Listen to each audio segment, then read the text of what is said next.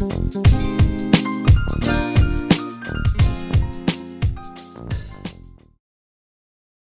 everyone, and welcome to another episode of Conversations That Matter. And I'm thrilled to have with me for you Rob Macleod, a very interesting man that will share with us the wide knowledge and needs around the school, leadership, and how we as adults can create a supportive foundation for our new generation leaders. Welcome, Rob.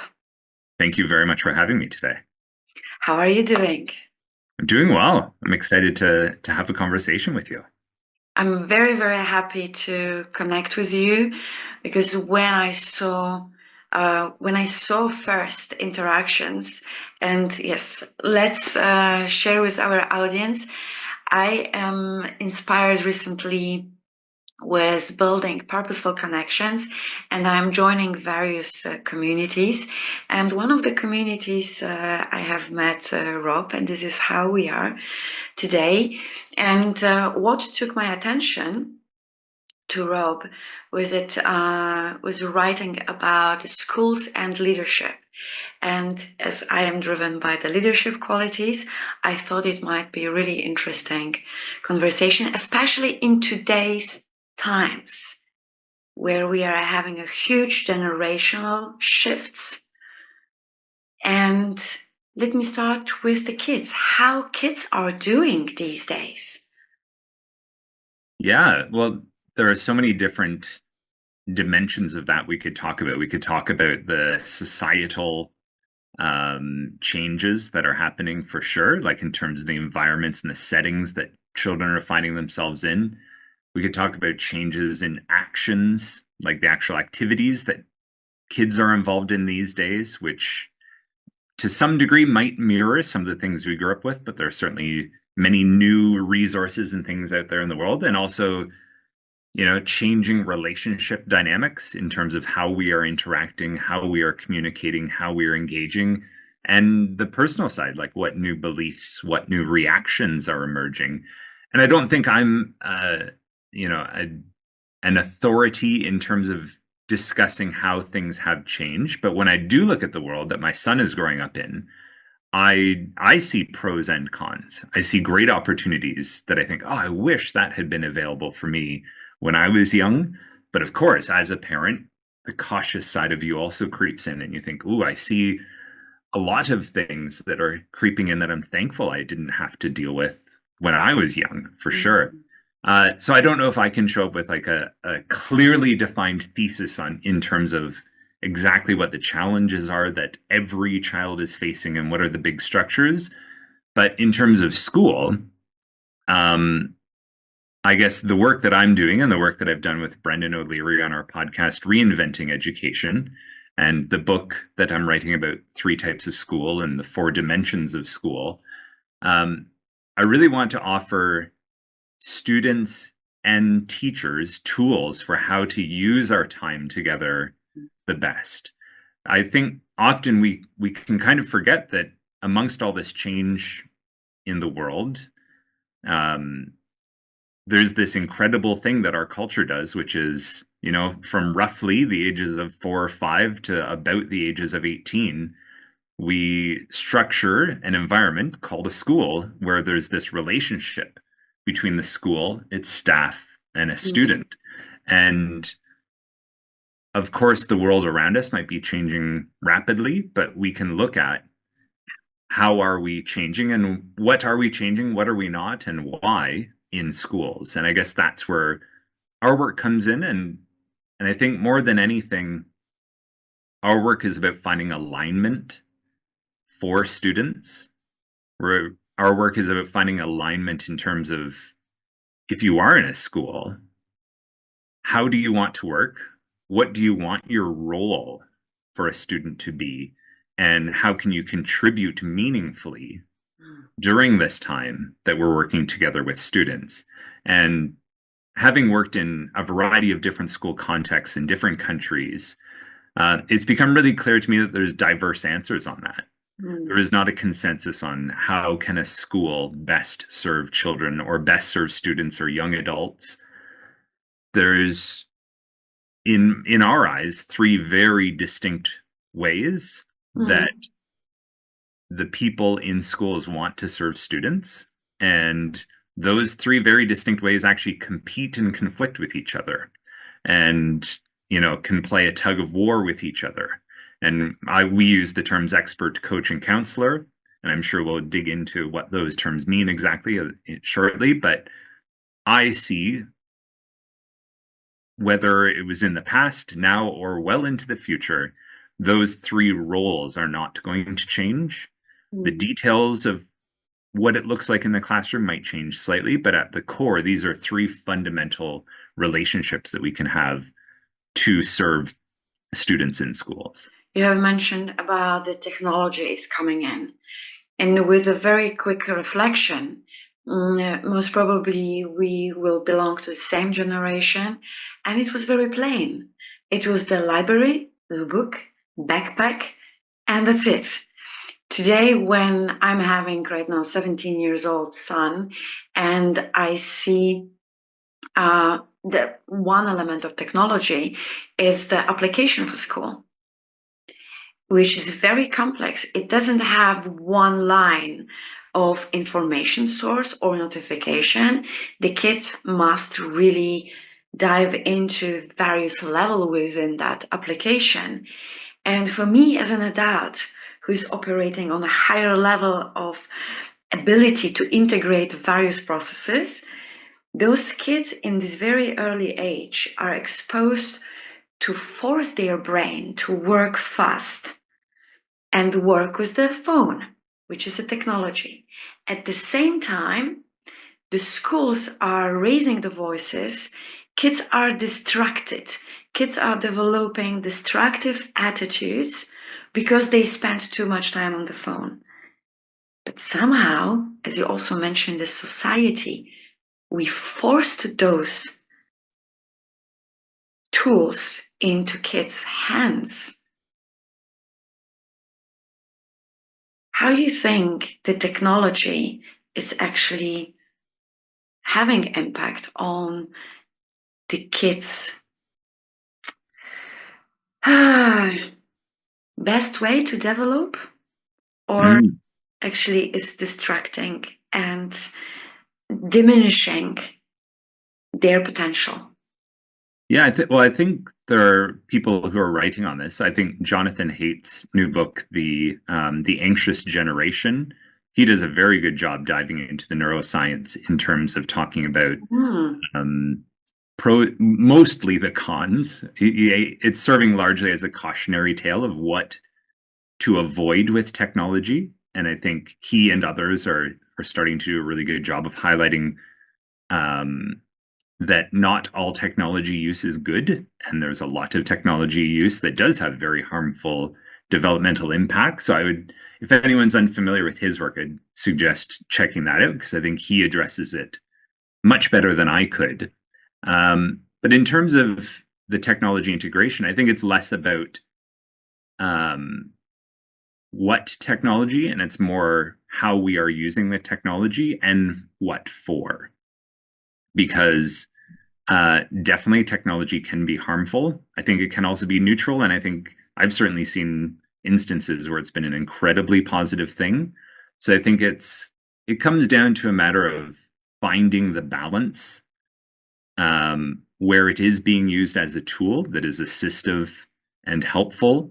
And this is, something I've started to write about, like, especially in terms of looking at AI use in schools, because every 5 to 10 years, there's the next big news cycle of, oh, this new technology is going to completely revolutionize education. And, it was first, kind of iPad. If we go back in time, it was like, we were saying this about iPads 10 years ago. It was smartboards 15 years ago. It was CD-ROMs 25 years ago. It was, like, you can just go back through the history of education, and every 5 to 10 years, there's this next thing that's going to revolutionize everything. And that goes all the way back to, like, I found some hilarious article talking, I think it was about how ballpoint pens, in the late 1800s or something like that. We're going to completely change everything we've known because gone are the slates and inkwell pens, and it's going to revolutionize everything. Or, overhead projectors in the 1940s. We're going to change everything. What tends to happen more is there's a bit of a disruption or a disturbance to the way things were. And then school kind of just keeps doing what it always has and kind of engulfs this new technology. I do think that AI is going to change a lot of things and already has started to change a lot of things because AI can take on a role. And I know I'm coming back to my idea of the three types of school here, but to me, it's just been really obvious anytime someone's had a conversation about the use of a technology like AI in the classroom, they instantly default into one of these three roles. Either AI is going to serve as an expert, it's either going to serve as a coach, or it's going to serve as a counselor. So I see definitely cautionary tales about certain types of use of technology for sure. And, I'm from rural, small town Canada. I grew up around lakes, trees, the outdoors, all those things. Of course, I have great value for those things and want that for my son. And, we're quite conscious about the amount of screen time we're giving him. But at the same time, I'm also seeing a lot of exciting potential for how we could actually use a lot of technologies to free up more time and space for the people to be engaged and away from screens possibly as well. From the perspective of AI and what kind of role is right now taking, honestly, we do have already AI elements since years, the innovations in the systems. And I'm looking right now from the perspective of, the leadership, the organizational work, how the HR is implementing various softwares that is enabling to gather the data. That's AI, different dimension, but it's still AI. And recently I was talking with the students during the course of human resource management and finding the answers. Young students, and that is from my workplace, when invited for the project, said, how can I do it? Is it do a search in Google, but how can I find it? And that question was a surprise to me.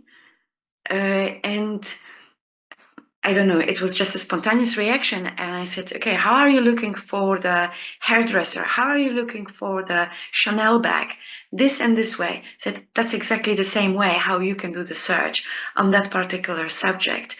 It was interesting how the perspective was narrowed by young people.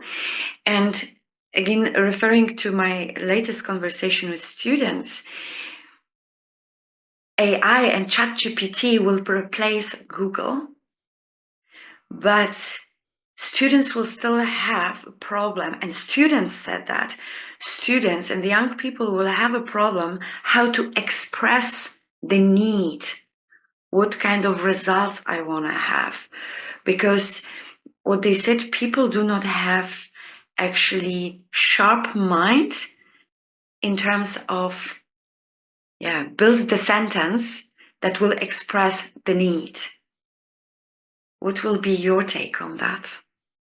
Yeah, well, I think this comes back to how the AI is being used. If it's being used as the shortcut to an answer, I think those are very low level thinking skills that we're using. I think back to a structure like the Bloom's, is it Bloom's taxonomy? Yes, Bloom's taxonomy of thinking skills, where it talks about, basically it's a scale of going from closed answer questions. So what year was Rob born in?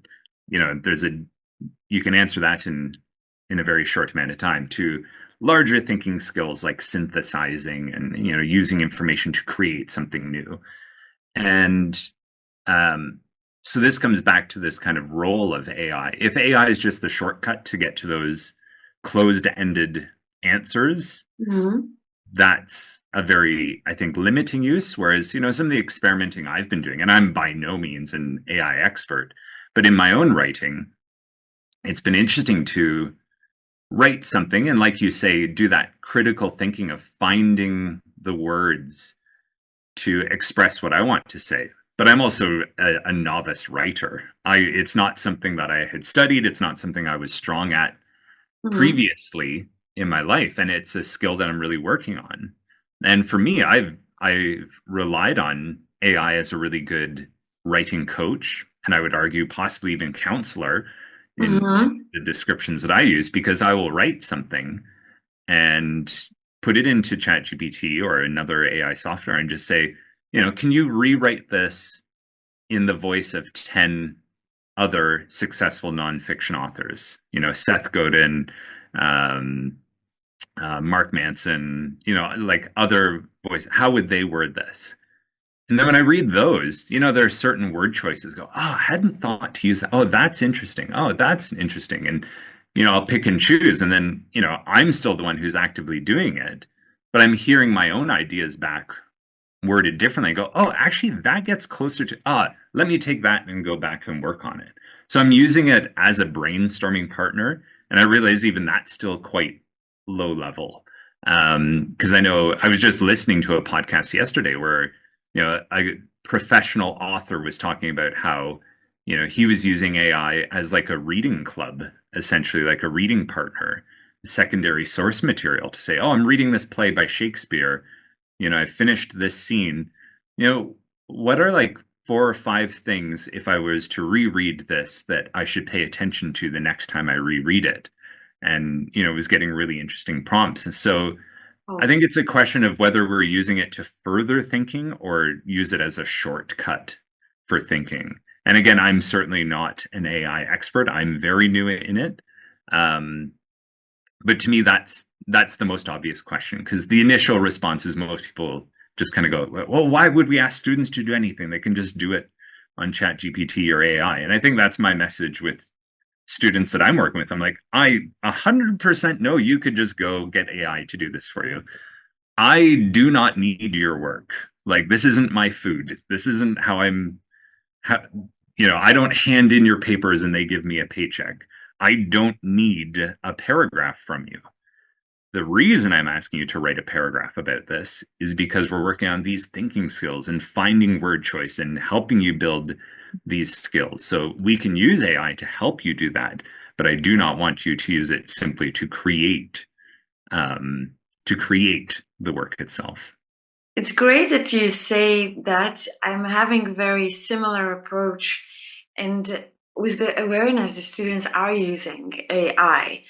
I said the students are within the assignments and said, please write with your own language.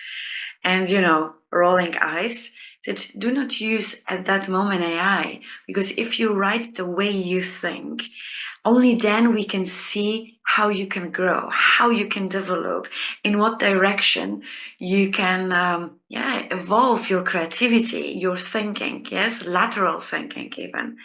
And since we are having the discussion about the creative thinking, I will just take back to the kids.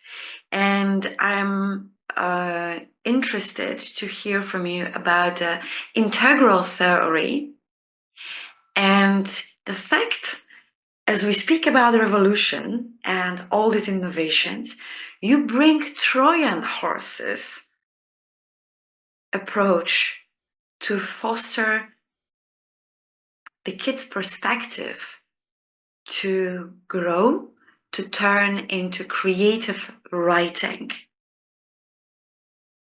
Yeah. So this gets back to exactly what we were talking about, is how do you scaffold deeper thinking within students? And I started this work before AI was accessible in the classroom.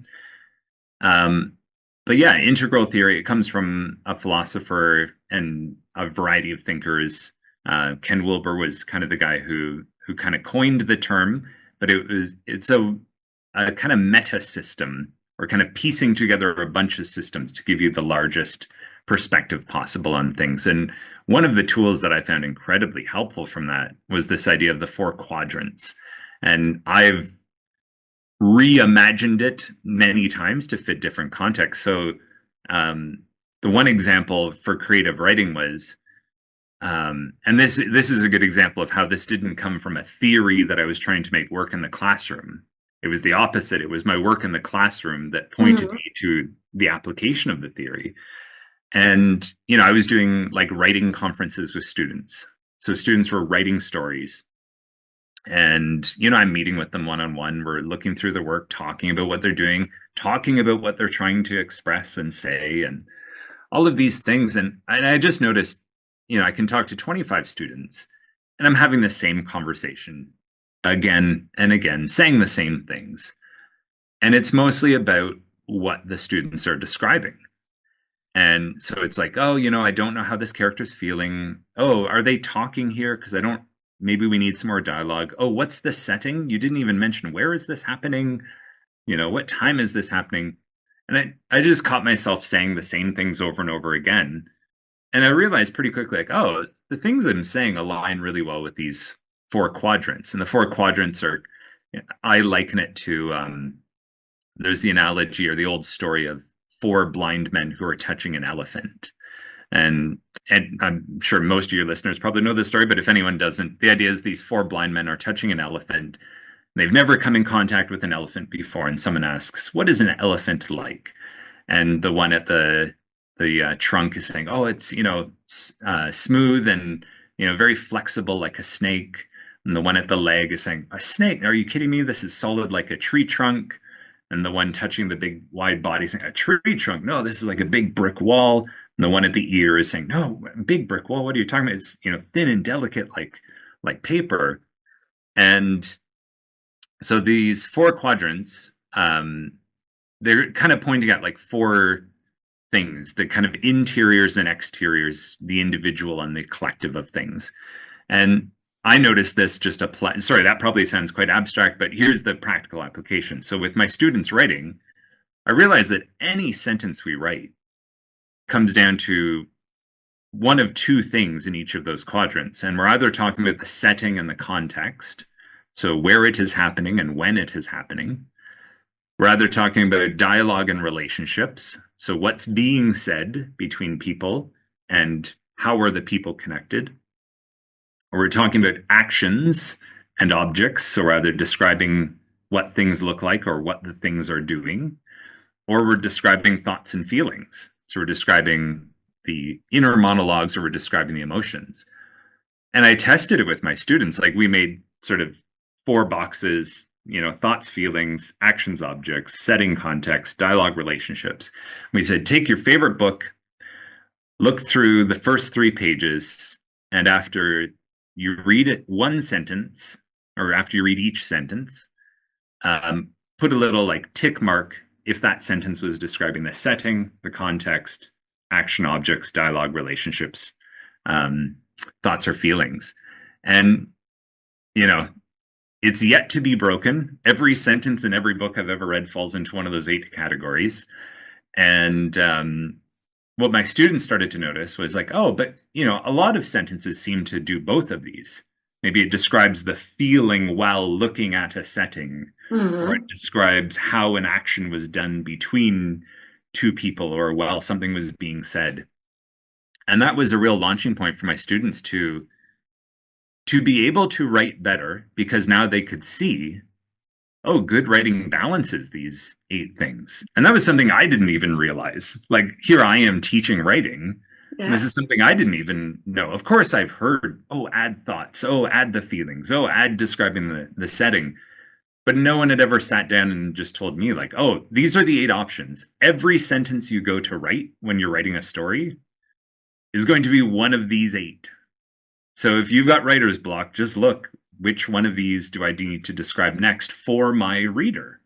Because I'm trying to convey something to the reader. What do I want in the reader's head?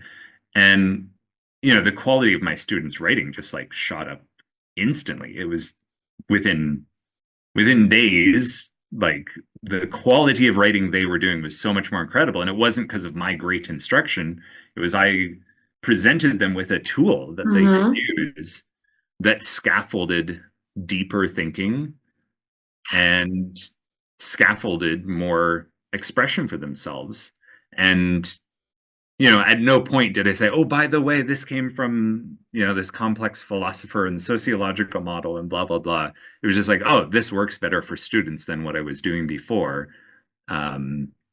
This is what I'm going to use. Building this awareness for self-engagement in this kind of exercise of writing is touching so many qualities for us as individuals that we need for building confidence in us, build purposeful connections with others, have the elements of empathy, non-judgmental attitude, build the awareness for intentions for life. So it's incredible how you talk about the creative writing and touching the feelings. I see connection with neuroscience and cognitive map, the sociological impact, yes, that you as an author of the sociological environment for them created a wonderful playground, let's say, where they can play and develop a new skill, self-awareness. And moving forward, they are expanding their process of thinking from self-centered to lateral thinking. In school for the kids is kind of the community, the first bigger community they enter. They don't know how they can navigate themselves. They follow. How school can actually empower themselves, not to keep themselves in authoritarian position, but step down and show the way for the kids how to build healthy communities. Yeah. So this is where I always step back, because there are my, you could say, personal preferences to answer this. But this is where this idea of the three types of school really becomes very important, because what the three types of school is really acknowledging three very different ideas about how to answer your question. Mm-hmm. So each of them is trying to answer, what does a good education look like? How do we prepare students for the world? And each of the three types represents a very different concept of what the world is, and represents a completely different idea about how you best prepare someone for the world. Now, you had already moved one step further to say, how do we move from that authoritarian step down? According to one of the types of the types of school, they might say that, no, that would be a big mistake to do that. It would be much better for students to do this. And so there's like 10 different things I'm trying to say here without having already unpacked the three types of school model. But I guess what let me preface by this, and then I'll answer your question a little bit more directly. I'm saying there are three types of school: expert, coach, and counselor. All three have very different ways that they want to organize the school in terms of how decision making is done. So very quickly, expert schools I represent with a pyramid, to say it has a very clear hierarchy. Decision-making power is concentrated at the top. So the head of a school decides for the school. The teacher is the head of their classroom. They decide for their students what's best. And they're working with that autonomy. The coach school, I represent with a star. And it's kind of taking that pyramid, and it's kind of shrinking the top of that pyramid. It still has a point. There's still a top of the school. But like a star, it's spreading out to make points of a star with kind of smaller pyramids, or like a constellation of pyramids. And here we have a layered hierarchy. So there's still like a head of school, there's still staff, but in between there are a variety of roles that kind of have one foot in the teaching world and one foot in the leadership decision-making world. And the decision making now is more shared. Doesn't mean every single decision is, but there are more shared decisions across the staff. But with that star hierarchy, if you can kind of imagine one point at the top and maybe 2 points in the middle and 2 points at the bottom, like a star, some voices simply do have more influence or more say than others. And that kind of school is trying to work with collaboration. So the expert wants to give everyone autonomy. The coach school wants everyone to work together and all the staff to work together in collaboration to offer like a shared school-wide approach to education. And then the counselor I represent with a circle. And here, with a circle, that idea of concentrated power at the top of the pyramid or the points of the star, that's been smoothed and rounded off.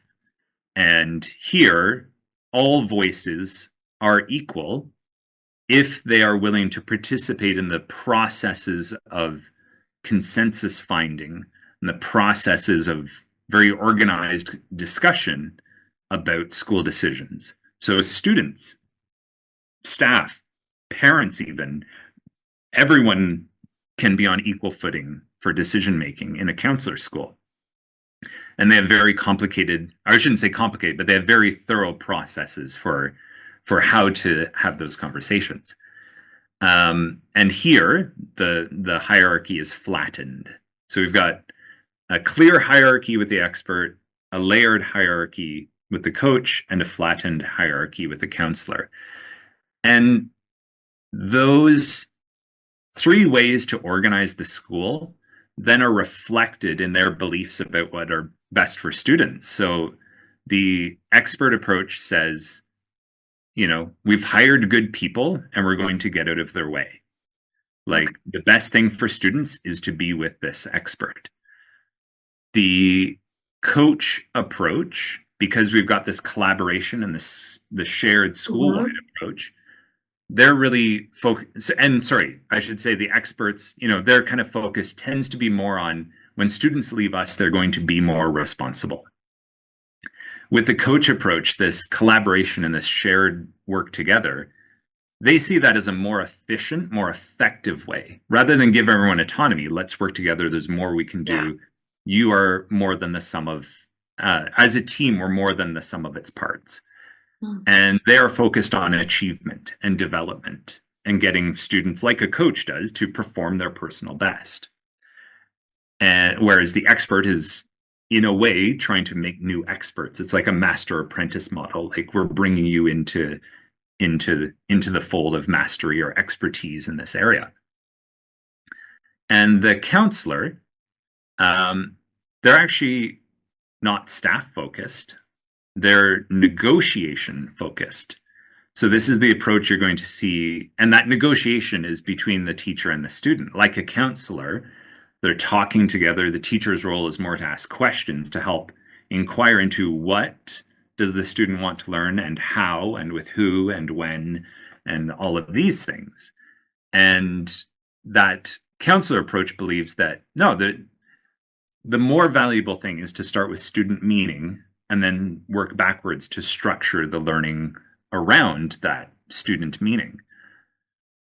And if you step back and think about if you were to be a teacher and you were hired to these three schools, well, what's being asked of a teacher is like a completely different job description.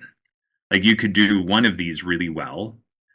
And I know from my own personal experience, you can do one well and you can be horrible at the others because it's a completely different set of skills that's required to be successful. But even more importantly, I argue that there's one of those three that as a teacher, you resonate with most and you believe aligns with your values and aligns with how you feel your work in a school contributes meaningfully for students. So that's a long way to get back to your question to say, how can schools better prepare students? Well, to me, there are three very clear but very different answers. And each one of these types of schools has the potential to really serve a student very well. However, the first question is, which of the three types are we trying to do? Because we need to know which one we're trying to do. And then the next question is, are we, a high performing, so performing or bad version of this type? Because that's the next layer, is once you know your type, you want to be the healthiest, fullest expression of it, not the nightmare version of it. Are we currently ready? Are we prepared for these kind of changes? Because we need them. No doubt. I, as a mother, as a parent, and past students, and now working with people in the organizations and students as well, we need to have the change, and we need to change towards our students' mindset, rather than showing who has the power here, who is the authority here. It's a servant leadership. Yes, I am a fan of transformational leadership. And with this set of skills, it brings me back to your theory, where you are bringing 4 dimensions that are personal, actionable, relational, and organizational. And if you can share a bit more on them, because I think it's something our audience shall listen. Not only students, but definitely we as adults and maybe as policymakers, we should listen about that. I'm very happy to get into the 4 dimensions. Just before I do, to close off that final point you were saying about both the change and what works best for students.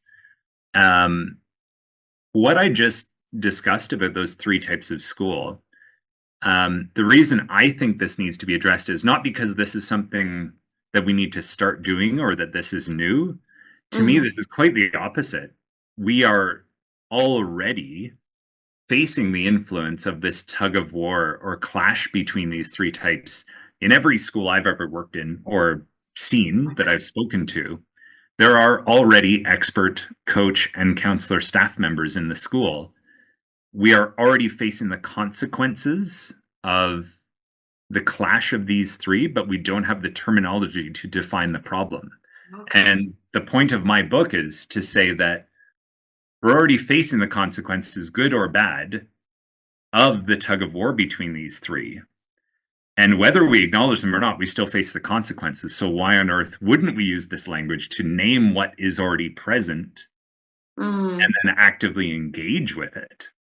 So to be able to give back to, your point of like self-awareness and to some degree lateral thinking, like to help educators to name like, oh, actually I am, let's just say, a coach centered educator that aligns with my values. And here's the thing, our school might be leaning towards a more expert approach or a more counselor way of working. Well, I'm not a fit for that. And you know what? Maybe Magdalena wants to move in a more counselor. Let's say you want to move in a counselor approach and I'm a coach. Well, I'm misaligned with the school's values. And I will compromise myself to the degree that I need to maintain my job and to meet my duties.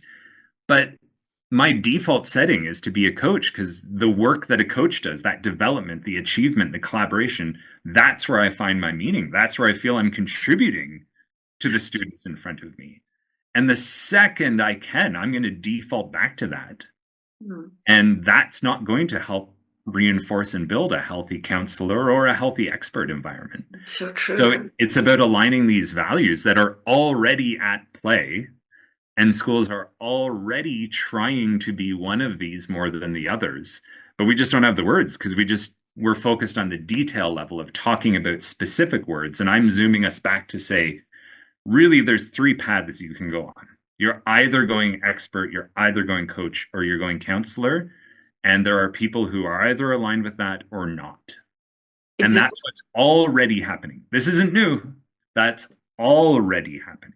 So it seems that, every, industry will have very similar pain points. It's like recently around the leadership. We are continuously inventing a wheel. Yeah. And we bring a different image to it. But we do have everything since 50, 60 years. We have all the research. We have all the, the findings and practices and tools to be applied by the leaders. Yet we are finding, the statistics, it doesn't work. Like you are saying, there are clashes. We have it. The things are not working, but we prefer not to see. And let's continue the theoretical discussions, creating a new policies. Very similar role is playing the school and the leadership. Different environment, different receiver, yes, but it's to serve, to let people be able to be better version of themselves. Yeah, and again, this is where the three types is so important, because you can ask an expert teacher and a coach teacher and a counselor teacher, hey, how are we going to make better versions of these students? And their three answers will contradict each other and they will disagree with each other. And I think this is why this is so important, is because we can even use the same term. Like I use this one example, and I don't want to get too far off topic here, but I worked in one school and it was brought up at a staff meeting, like, let's do more self-directed learning in the school. And we had about 9 or 10 of us who were like, yeah, I'm quite interested in that. So like, let's get together at lunch and discuss this. We got together, we all showed up wanting self-directed learning. And really quickly, we found out that, each of the three types in this group has a different understanding of what self-directed means. And for the expert teachers, that meant like, that I can set up a student for success and they can work independently. They can direct themselves. And I was like, okay, that's interesting. Because the coach person here was like, no. What I'm talking about is I would give them more choice about how we engage with the curriculum, and they would direct themselves through that process. Yeah. So it's about choice. We go, oh, that's interesting, because what the counselor means over here is, no, the teacher didn't choose, and no, this isn't about different ways to approach the curriculum. They meant the student directs who, what, where, when, why, how they are learning. And the three of them, like, I'm exaggerating a little bit, but not a lot. They were basically like, there's no way in hell I'm doing that. Like the expert teacher was like, I am not letting a child determine what I am going to teach. Like, The authority. I know better than them, for sure. And, similar disagreements where it was like the counselor, like, hey, like, why is everything so dictated towards the curriculum, etc. And very quickly, it was just very interesting to see that, like, okay, we showed up with very different ideas, and not because any of them are better or worse than the others. It's that these are three very different roles we're taking on to serve our students. And of course, when you hear those three, usually there's one we like more and one that we kind of disagree with in terms of those three very different ideas of self-direction. But this is the really important thing to point out is, these are the values that are already at play and at the root of a lot of misunderstanding in school. And to tie back to the one other thing I wanted to say there about students is, the kind of uncomfortable truth for myself as an educator is, even though I certainly have a preference between expert, coach, and counselor, that doesn't mean students have the same preference. And I know for my own son, I certainly have the vision of the school I would like for him. But I've got a 1 in 3 chance that that's actually the type that will serve him best. And all three of these, I've certainly realized in my educational journey when I reflect back as a student, but even more so, having the benefit of seeing so many teachers in action. You can watch the same student completely change 1 year from the next, going from one type of teacher that they are less aligned with to a type they are more aligned with. And I can hear, like, coming through our conversation, a bit of your allergy towards that really clear hierarchy and the authoritative thing. But I have seen students go from a much more open, much more student-led direct, environment where they were not thriving. They were not doing well mentally. They were not doing well socially. They were not doing well academically, like across all accounts. And then they moved into a healthy expert school with direction, clear authority, clear that, and totally excelled, turned around completely. And I can find that, I can throw out a dozen examples of the opposite too, of people who went from expert and then were thriving in coaches, and people who went from coaches and then were thriving in counselors. But that just proves the point that there isn't one of these that is best for all kids. That I've certainly seen that just as we have preferences as educators, that certain students benefit from one of these three roles more than the others. There are kids who are evolving under the umbrella of the schools that are delivering this authoritarian approach, the clear structure, and there is not much room to move. And yes, absolutely, especially in today's when we are a bit diluted. And there's absolutely, I do not agree with those that are putting that responsibility on parents because parents are allowing too much because no, the sudden change in civilization, the way how we live has bombarded us as adults, and no one has prepared for us for that change and what kind of impact it will have on us. So I disagree when we say the parents are guilty. It's for me more collective subject for another conversation, and we need to really observe what the kids are in need. As well, not forget, and I am surprised how much similarity I can see in purely organizational leadership. The power of title can damage or empower.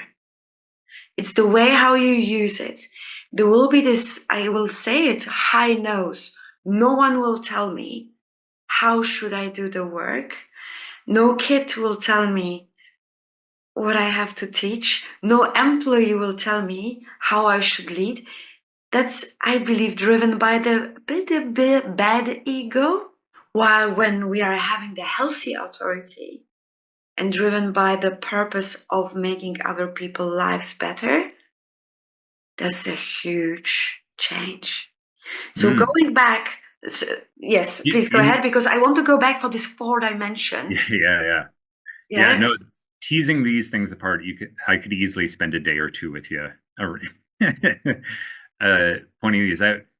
Definitely that idea of, just as a defense of that teacher though, who said that, because, and it's not a view I'm in alignment with. I am certainly someone who leans more towards having more student voice, but where they're coming from, I wouldn't say, just knowing this teacher, they weren't coming from a place of bad ego. That can be the case. And that gets back to my question of, is this a healthy expression or an unhealthy expression? Mm-hmm. And of course, we can find that unhealthy expression of, yes, it's an ego fight and it's, the importance or whatever. But no, they're coming from a heartfelt place of, I'm the one, it's my responsibility to help a child develop. Yeah. And I'm not going to, I wouldn't be doing my responsibility. I would not be a responsible teacher if I wasn't helping the child develop. And I know I have the expertise. I've got 25 years in the classroom, and I've got a proven track record of great students leaving my room.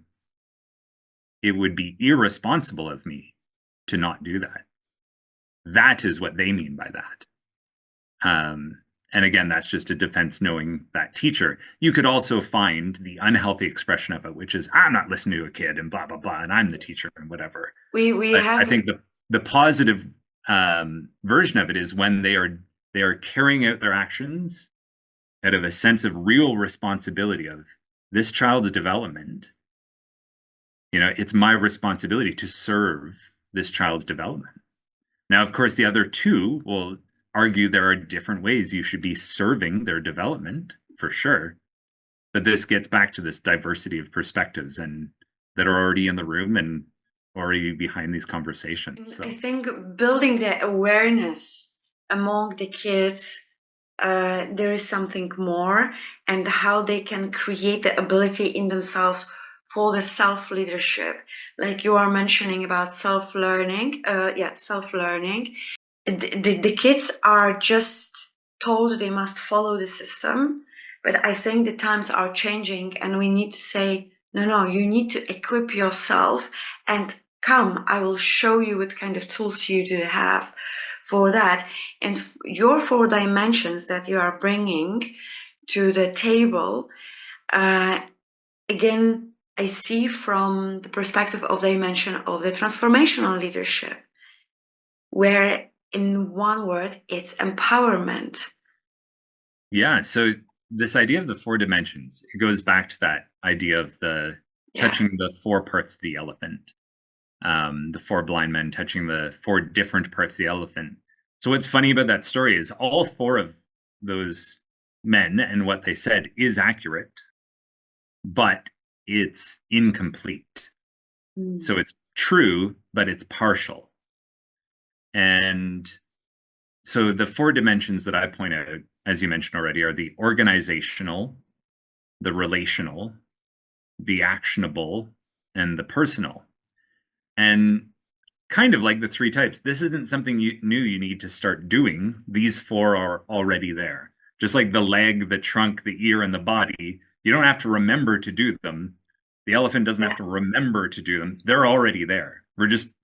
Your school has these 4 dimensions: the organizational, relational, actionable, and personal. And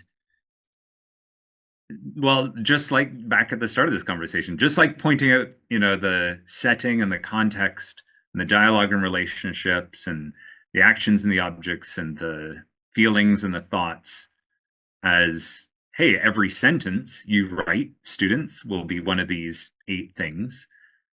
I'm pointing out these 4 dimensions of school because as soon as you say this to anyone in education, they go, oh, yeah, of course.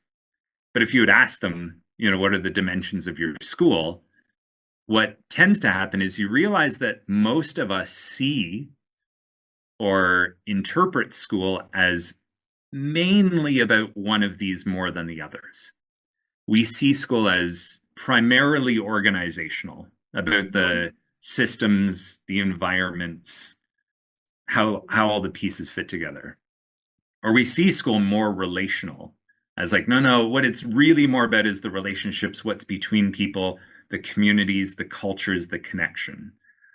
Or we see it more actionable, like, no, actually, it's a lot of things to do. It's a lot of resources. There's a lot of specifics, a lot of details to be sorted out, actionable things. Or you tend to see it more with a bias towards the personal of like, no, there's like, however many people in the organization, students and staff, let's say there's 200 people in the school. No, there's 200 individuals here, each having their own personal experiences here with their own beliefs, their own reactions, their own responses, their own investment, their own worlds going on. And the thing is, all 4 of those are true, just like the elephant. Any minute in your school, all 4 of those are at play and they're interacting and they're mingling and they're impacting each other, whether you acknowledge them or not. And the reason I point them out is, as I just said, to help people in education see that we tend to interpret our school through one of them the most. We see school as either mostly organizational, relational, actionable, or personal. But then we also problem solve from there. So when there are positive changes we want to make or challenges that we need to solve in our schools, we jump to that dimension to solve it. And if we're lucky, the problem did exist in that dimension. Maybe it was a structural organizational problem, and that's where we jumped to, and great thing we solved it. However, maybe the problem was more relational. We're losing a consensus on something, or maybe it's more personal in nature that individuals are just not invested in this new idea or have a different idea about how things should be done. My caution is if we double down on our preferred dimension or our biased dimension, and we don't address that personal or the relational, and we double down on, okay, we just need more structure, more organization, more policies, more this, a new online platform, a new this, a new that, that doesn't address where the problem is and doesn't solve it. And in most of my experience, creates new problems. So this is about not only finding alignment, but more harmony and avoiding unnecessary problems. And I always want to put this little like tag because I know sometimes I just like sound like, oh, just figure out your 3 types and just see that the 4 dimensions are going. This doesn't solve every problem, but it certainly reduces a lot of the unnecessary problems we have from misunderstandings or not having that reflection to see how we're approaching situations. Do you think the schools in general might be in trouble because already today we are having a new generation? We can see on the internet, so many people are saying you don't need education. They say that. So maybe those who will just come soon for this age of learning for schools, and we will, like you say, we will keep continuing the same agenda with no significant change and shifting the lens for what's really important. There might be the effect of students' withdrawal. Because I think it's like a domino that it may work so that, okay, indeed, no need for school. Just do what you want. Just have your money. And right now in this technological era, there are so many advertisements. You can earn so easy money that people may indeed, for what I need to go to school. And I think many of us will say, oh my God, I didn't like to go to school, but I had to. Today, I can see there are more and more having the opportunity. I don't have to. Do you think it may put schools, the academia environment, into trouble? There's a buffet of different monologues I could go on there, Magdalena. I guess the first question just about the trust in the authority of school, I think that's always been there to some degree. Like you said, there are very few people who say, "Oh, I loved school, and if I had the option, I would have definitely kept going." I think most of us, to some degree, would say, "Oh, had there been an option, I would have considered more." And I think there are more options, and I know it's changing country by country. Some places are getting less strict, some are more, but I know more and more families who do homeschooling. I've talked to unschooling communities, deschooling communities. So sure, I think there are more alternatives than ever. I think you and we're kind of right on that bridge where we probably grew up in a world where, there was kind of this promise that was made that said, you go off to school, you get a good education, it's going to open up these doors for you. Nothing's guaranteed, but there will be doors that your education will open up for you. And at least for myself, I think I was on the tail end of that still being a pretty true promise, at least in the part of the world that I came from. When I look at my younger cousins who are, 20 years younger than myself and who are either finishing their studies or have just finished their studies, I don't think they live in the same world, that the education that they're getting holds the same promise. I often said it's probably still a better bet. The odds are still in your favor, but it's true, it's not the promise it was. So there can be a nihilist approach to that of, oh, then burn the whole thing down. We don't need any of it. Or the more positive thing to say, oh, what would serve my needs more? Maybe there is an unconventional approach to my education that I want. So I think that can go in many different ways. I don't have only a negative perspective on it. And I think for some kids, they'll find great opportunities they wouldn't have considered otherwise. And I'm sure, unfortunately, there'll be some who find they've lost a lot of money on a get rich quick scheme or something like that.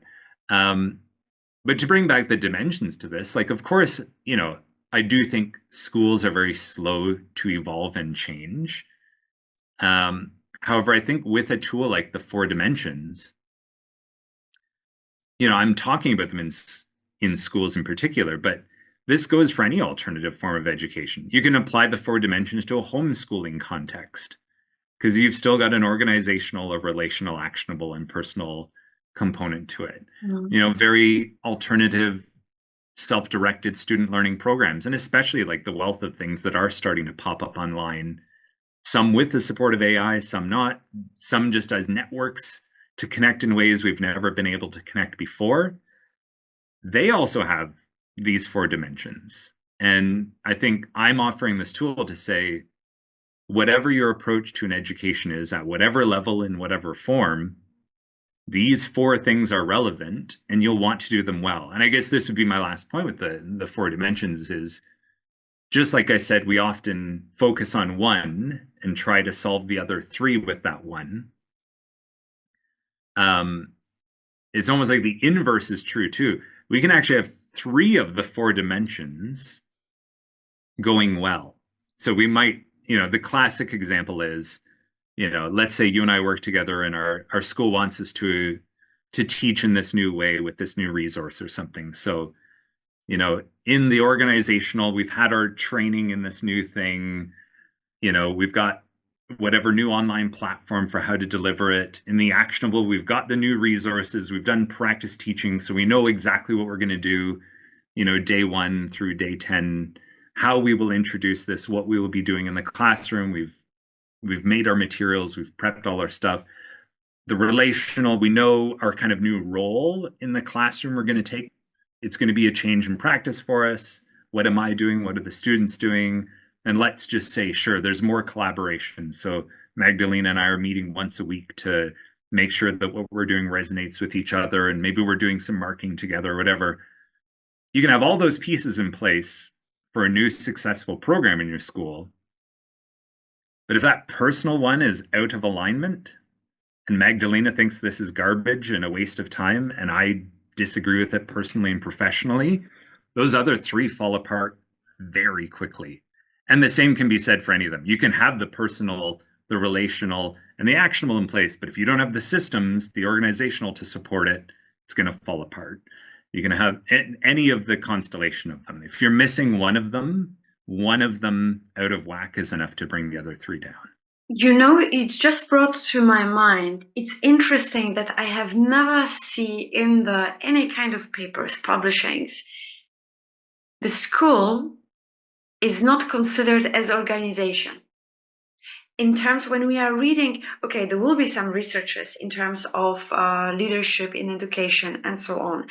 But again, like you're saying, if there are no systems, then those dimensions, the rings of the chain are falling apart. And again, I can see it's a culture. If in the organization is not really strongly established a culture, this is how we follow, this is how we collaborate, this is what we take the action, but we will enable individuals to apply their own personality, then we will never achieve anything, actually. Yeah, and you need all four of these. And like we're saying, one of them out of whack is enough to bring the others down. So, yeah. And this is where collaboration and talking to more than one person is helpful, because I've been really lucky to have seen these four dimensions and work in teams where, the first icebreaker that I do when I work with a new team is to start like, which dimension do you focus on?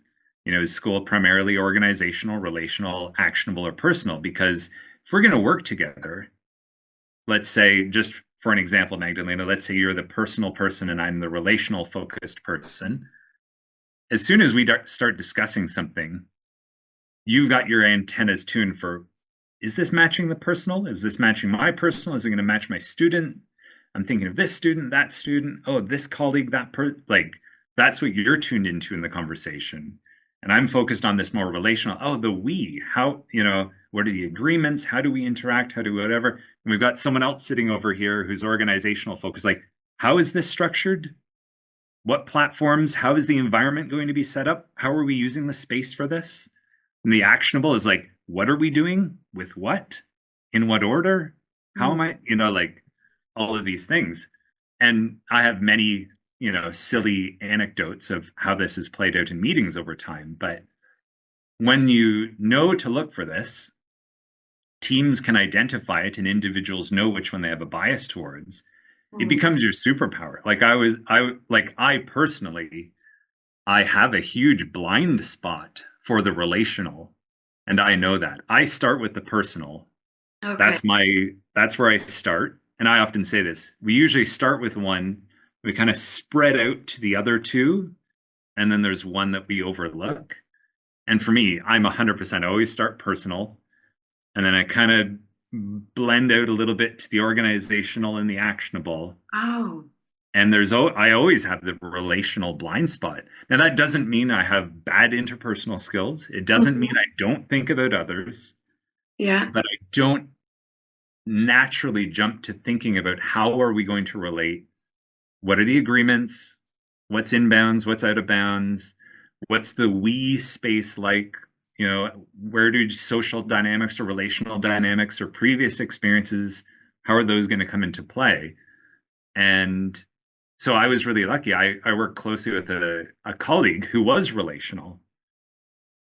And we were able to balance each other a lot more because, I would get so far into our idea or our meeting or our planning, and I could look to her and basically be like, what am I missing here? And she's like, oh, you Okay. haven't addressed this yet. I was like, oh, yes, of course. And when she says it, it's like, that's obviously important.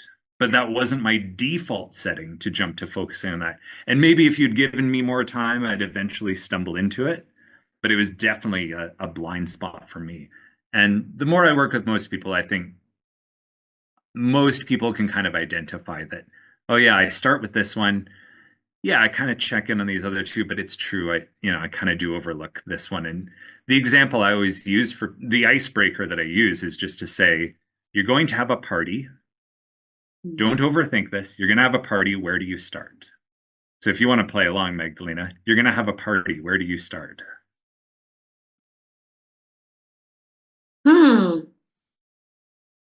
I think the purpose, so I would go for the relations.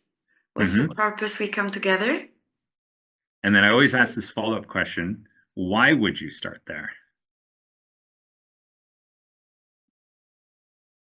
Because I think it will be driven by the intention. What's the intention? What can we have as an outcome from that gathering? Will it be just a chill or there will be some additional value in it? Yeah, I think. I think you might actually be the personal person then. I won't pigeonhole you with just that short answer, but I'll explain why I think that Yeah. represents the personal. So, quite often the first answer, half the time, points to the dimension that we focus on, but then it's that second question of why would you do that that usually reveals the real answer. So that personal piece, I'll give you quick examples from all four dimensions. So the personal side, at least for myself, I'll speak for myself. I start with what's the vibe? Is this chill? Is this high energy? Is this crazy? Is this calm? Is this going to be connective? Is it fun? Is it a little more introspective? Is it about enjoying food? And I almost like visualize the party I want and then work backwards to what will we do? How do I need to organize this? And the reason I ask that follow-up question is quite often people do say, oh, I think about the guest list. I think about who to invite. But then when you ask, why Are you thinking about who to invite? It then jumps to, oh, the personal, because I'm thinking about the intention of it, the meaning behind it, why I would want to invest my time in this. Or, oh, I thought about the people, so I could think about what we're going to do, the like activities that we would take place. Or I'd think about the people because I have to think about logistics of who would be available, bus schedules of who could get here when, blah, blah, blah, how much space we have, da, da, da, da, da. So really quickly, the personal, yeah, envision why we're having this, what's the outcome, what's meaningful. The actionable, this is my wife. So it's hilarious when I asked her, she goes, oh, I would just start making an invitation. And I'm like, what? She's like, yeah, I would just start an action. And then as I'm making the invitation, I would figure the rest of it out. When to have it, what we would do, those sorts of things. And she was already jumping to like, and I'd make a list of what we need. So again, it's this idea of like the activities and the resources to do those activities. Like before I think about the people or what it'll be like, I just start with action and figure it out as I go. And then there's the organizational. And to me, this is the funniest answer I ever heard. The first thing someone said is, oh, I'm going to have a party. Yeah, I guess I'd start by counting how many chairs I have in my apartment. And starting with that environment and the organizational. And they might even start with the time first before anything else. Like, oh, if I do this 6 o'clock Friday, I could get more colleagues because Saturday more people will be out of town. Or where are we going to do it? What time? When? Where? Is my apartment a place to have this, or should we do it somewhere else? They'd start with the environment. Or there is that relational, which you did touch on a little bit, though, of like, what shared reason would we have to celebrate? What things do we want to acknowledge? What do we enjoy the most? What, if I'm going to approach the guest list, the relational person is thinking about it in terms of the social dynamics between the people, first and foremost. Okay. So again, it's an icebreaker. And it's phenomenal icebreaker because, like you say, you use it with the new team, but I think it can be, you said it can be used in various scenarios. And here, even for the regular meetups, when you need to discuss a subject or an issue and we need to brainstorm how to find the mitigation for the issue. And those 4 dimensions are actually really coaching based. It's very nicely because it's a question, why? I mean, as a summary, diving into the, mental engagement. And then we are getting all the voices from the room. Okay, let's summarize that and see what we got. Yeah, it's phenomenal. Yeah. And whether it's education or any other organization, it's so relevant because there's that saying, how you do one thing is how you do everything. So when you ask someone, how do you plan a party? And they tell you that, the funny part is that's the same way they plan a unit for their class. It's the same way they, approach a challenge in the school. So you can ask them with that icebreaker of just the fun, hey, how do you plan a party? But then just know, like, hey, I'm going to be planning a lot of parties with you this year. Like, we're working together. Good to know that we don't plan in the same way. Good to acknowledge these differences and to not see different as wrong. To think, why are you counting chairs? We need to be thinking about the vision for this thing. Why are you making an invitation? We haven't even thought about the social dynamics yet. Like, to be able to give validation to all of them. In validation and acceptance that everybody are thinking in a different manner. They perceived the reality in their own way, and rather than judge, it's better to go with the extra question and understand, where do you come from with this idea or with that approach? Because then it can actually serve you back. So knowing that we are having some turbulences, and changes to be done.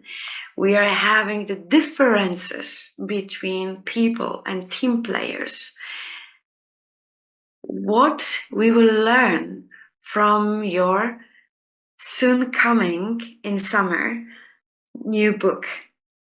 Please tell us more. Yeah, so I think it's about movement and moving in the direction of schools that are contributing meaningfully, and to help educators, whether they're teachers or leaders, find schools that they align with. So I'd say it's really about alignment, and it's about finding alignment through those three types of school, being able to identify which of the three you are, and then helping you to find environments that you are aligned with or matched to. And because I ultimately believe that I think anyone who gets into education, almost anyone who gets into education, at some point got in for some kind of deeper, heartfelt reason and had some kind of ambition that they really wanted to contribute meaningfully to students. And whether it's a misalignment of your type and the school's type, or just the friction of how complex the work can be at times, and the challenges you can face in education, I think that kind of gets, like, that friction grinds us down over time. And I think most educators, have some kind of general trajectory of things got off to a good start, and then at some point there was some kind of a decline, whether that was giving up on some of our ambitions, some of our ideals, some of our desire to create change, frustrations with systems, people, whatever it is. And my book wants us not to like go back to like, no, go back to your more passionate version. Because being self-reflective, I think there is some naivety. I'll speak for myself. There's some naiveness when we walk into schools of like what we are capable of and what's possible. I think some of that does need to get cleaned up and sort out the fairy tales from reality. But what's not okay is to lose that desire to contribute meaningfully. And this book is written because it's a book I wish I had a few years ago. I hit that drop off point in my career and I was considering leaving education. I was in a school I was misaligned with. And these ideas in the book come from the hard lessons that I learned. And again, not from wanting to make some abstract theory match school, but rather from hitting my head against the wall and frustrating conversations and misunderstandings and miscommunication, but still committing to trying to make sense of it and look for patterns. And over time, these two tools emerge from those patterns of, oh, there's three different types of school. You're aligned with some, you're not aligned with others. Each of them can be done well. They have different ways that you do them well. Trying to do one well doesn't have to conflict with me trying to do another one well. And, these four dimensions of if we're going to do something, all four of these things need to be focused on. So, that's my biggest hope, is to offer those tools to help people navigate where they are now and how to get to the kinds of places or what types of steps for development to take to move you into a place you are aligned with, to contribute meaningfully. From the teacher perspective, as you say, we are having the level of the excitement, and then depending on what kind of environment we are we aligned with the school vision or not, we may fall apart. Are teachers having these kind of commitment to self-learning in these kind of moments, like the weak moments? I have no attention, I am just a teacher, I have no value, this completely a dark cloud in mind. And then self-learning momentum, are they having that, or they just follow the system? How does it work? I think it's case by case. I think it's tough to make a general rule. I've talked to so many different educators who've gone through that who are everywhere from frustrated to completely burnt out. And each of them made different choices. Some of them were able to self reflect, some of them just simply got lucky and were able to change schools, found a better alignment without intention, just things Mm-hmm. improved. But yeah, there are definitely some. And I think the book that I've written is written for those people in particular who have hit that and want some answers for a change because they still wish to contribute meaningfully. You have shared that the book is written based on your hard lesson. I do not ask to share with us all, but can you give us a secret of one hard lesson that made a huge impact on you? Well, I think the biggest the biggest hard lesson for me was just realizing these three differences of the three types of school for sure. Yeah, and I think these are some things I've mentioned here that sometimes the values that we hold and we see most valuable are not the values, whether it's a leader or a student, you know, who don't align with what our values are. That conflict. Um,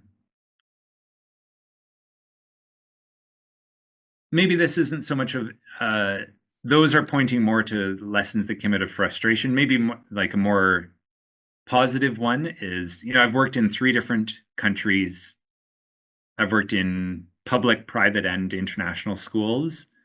And maybe one thing that I think is encouraging is, of course, there are surface level differences for sure. Hmm. Uh, but at the core, we have these three roles or these three relationships that we're really trying to uphold. And that is something that is as much as it can divide us, when we are able to express it, I think it's something that has the potential to be quite unifying and to help us feel like we're all on the same team, even if we're playing different games.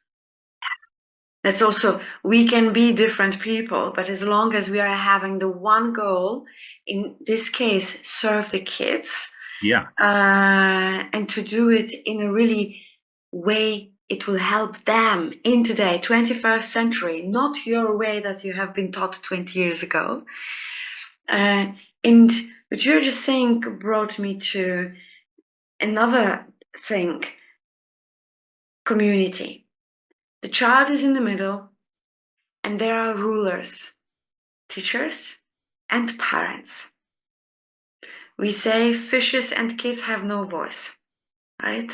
That's the saying. And they are people like the bigger authority that are making decision up to a certain time for the kids. And everything what you have just said, actually, not only a teacher, but also parents should start learning about the dimensions, about the serving the kids, about building qualities for being a member in the community. What is your take on that? The role of a parent in the world of the child? Oh, yeah. Well, as a team, the role of parent and school, I think there's a lot of lost potential because there isn't more connection between those two. And I think maybe I'll just make this as kind of my final point because oddly enough, I have to run off to a school in a few minutes. Um, so, yeah, I've spoken with a lot of parents over the years, and basically, there's only two answers parents give. And that's either what you're doing with my child looks similar to what I remember from my time, or what you're doing looks different than what I remember. And then there's only one of two answers, and thank God, or oh no, that's horrible. So this looks like what I remember, great, or that's not good. Or, whichever one did I just say? I'm already losing track, but or this looks different than what I remember, that's Mm. great, or that's horrible.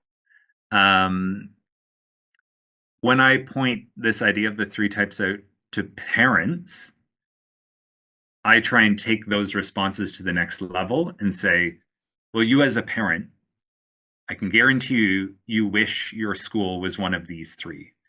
You either want an expert coach or counselor for your child.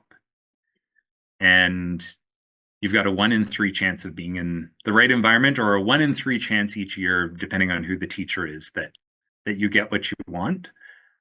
The first layer, I guess, is just to introduce this vocabulary so that parents are clear on which one they want. Mm-hmm. And again, I know I said this earlier, but to realize that the one we want for our child is not always the one that actually our child aligns with best. That's so true. We are looking through our own perspectives and our own lens, what we didn't have, what should be. Yes, Yeah. I call it with, we sometimes are operating towards our kids through the lens of vertical way of thinking rather than supportive for them. So before you go, message to kids, our future, our generation strength for their alignment with leading their life in a meaningful way. What is your message?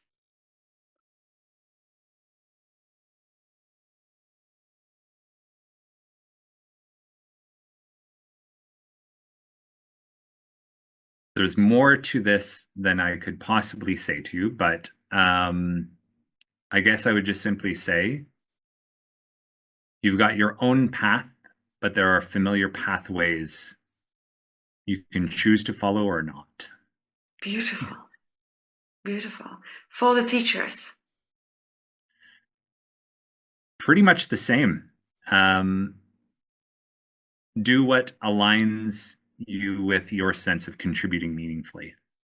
Oh, that's the good one. And the final one, to us wonderful parents. There's no hope. No, I'm joking. I would say very much the same as the teachers. Just simply align with what you feel is contributing most meaningfully. Very And nice. be aware that within that, there may or may not be a conflict of the alignment of your child's desired approach and yours. We are not to build, we are here to contribute. Yeah. Thank you very much, Rob. I wish Thank you a you. great day ahead. Thank you for sharing all these things and looking forward to see your book. Yeah, wish you good luck, and definitely we are waiting for the changes in the education system. Thank you so much for this conversation, Magdalena. Thank you everyone for watching. Bye.